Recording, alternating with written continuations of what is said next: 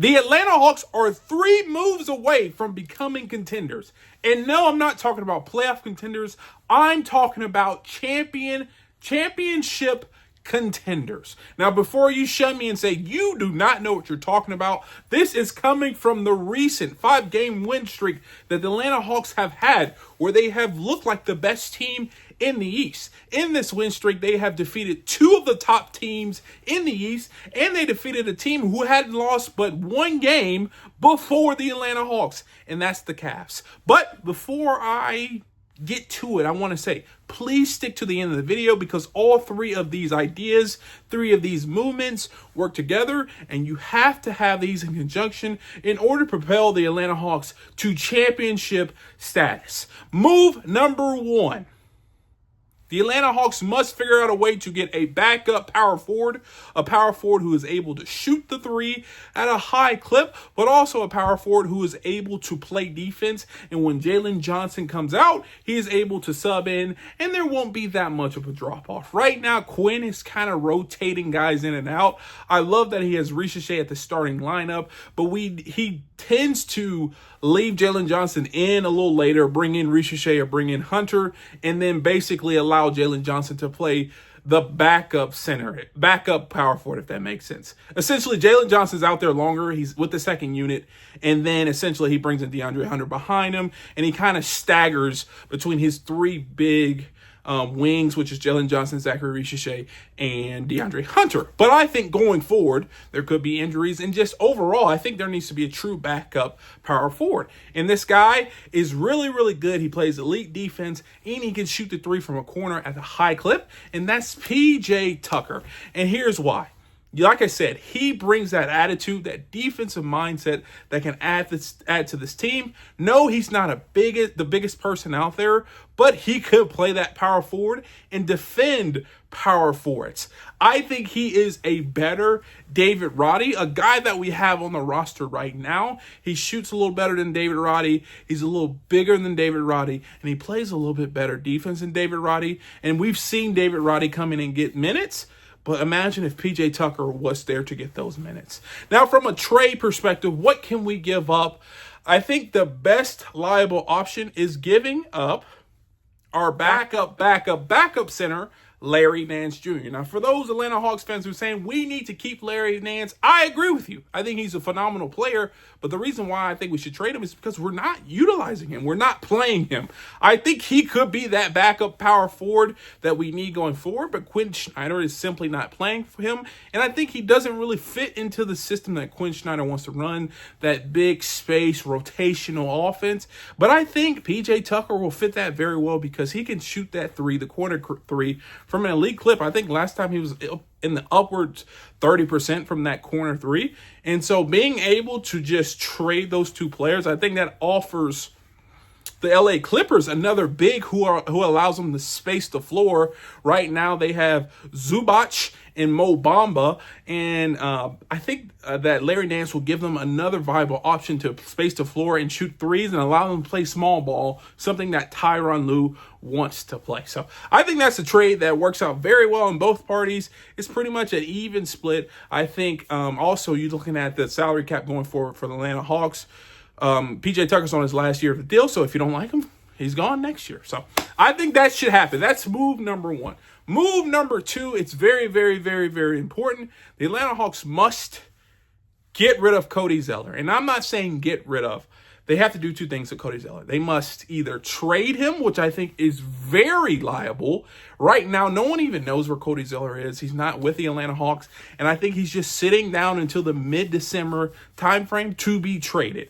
And I think the Atlanta Hawks could benefit by getting a second rounder for Cody Zeller, who could be a good post backup center for a team looking for that. Now, a team that kind of comes to mind is the Washington Wizards, and here's why. They are looking to trade their starting center and get value. Once you trade your starting center, that leaves a gap, and for them to bring in Cody Zeller, who makes $3 million a year as a backup center, it is a value proposition that helps both teams, more specifically the Washington Wizards, because they are trying to get rid of a center, build around Alex Sarr, or allow Alex Sarr to have a lot of potential to grow or room to grow, and then bring in your backup center in Cody Zeller. Also, within this trade, I would say the Washington Wizards give us, or the Atlanta Hawks, a second-round pick. They have plenty in the year 2026. I think they have 4. So for them giving up a second-round pick for a backup center who could potentially help their roster and can do good things, it's a win-win situation. Which leads me to my third move that the Atlanta Hawks must do to become contenders, and that's they have to use that open roster spot to sign a free agent player that could help the roster. Now, when you're thinking of free agent players that can help this roster, I'm thinking of vets that are long, versatile, big, kind of like the similar mold that they have that they're within their wings, but also can shoot a little bit. Quinn Snyder has predicated this offense on the ability to shoot, space, move, and we see that through players who play, and we see that through players who aren't really playing. Garrison Matthews, for instance, is playing because he can space and shoot.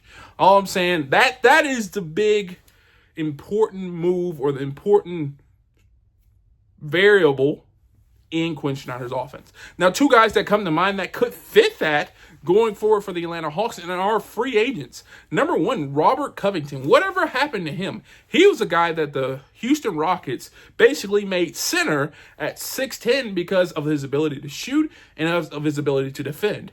The Atlanta Hawks could sign Robert Covington to a cheap veteran minimum. Get him on the team. He's 6'10". He shot over his career about 35% from the three-point line, and he averaged 10 points over his career. That could be a guy that if you don't need, he's a veteran presence in the locker room. He can help you out going forward, but also if you need him to play because of injuries, he's a guy that can sub in at 6'10", can play defense, and hit the 3 at an elite clip. It's a win-win-win-win there. Second guy that I'm thinking that Atlanta Hawks are able to sign from free agents is Davis Bertans. Once again, guy is 6'9", 6'10", could spread the floor, can shoot the 3. He's a career 40% three-point shooter. He's a guy that basically fits Quinn's kind of system, that kind of European system of spacing and shooting, and he's a guy that won't be expensive at all. And if you don't like him, you sign him to a vet min. You don't like him, you get rid of him, and you move on. Both of those guys are veterans that can play good defense, that are big, that can kind of switch and are versatile, and also can shoot the 3 in Quinn Snyder's offense. This is a perfect fit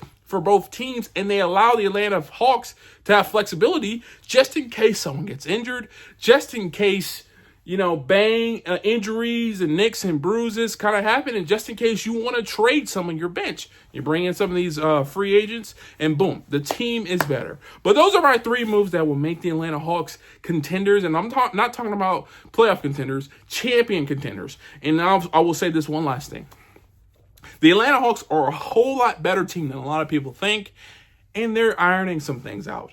I will say this as well. The Atlanta Hawks remind me of the New York Knicks 2 years ago. They kind of remind me of the Boston Celtics about 4 or 5 years ago. A young team with elite wing players who are very versatile. And as this team figures out how good they are, led by an all-star point guard who is looking like more and more like Steve Nash, this team will find itself like the Pacers did last year in the Eastern Conference Finals. And from there, all bets are off. But if you agree or disagree with me, leave a comment down below. Let me know. And if you want to see more videos like this, check this one out right here. And like always, peace.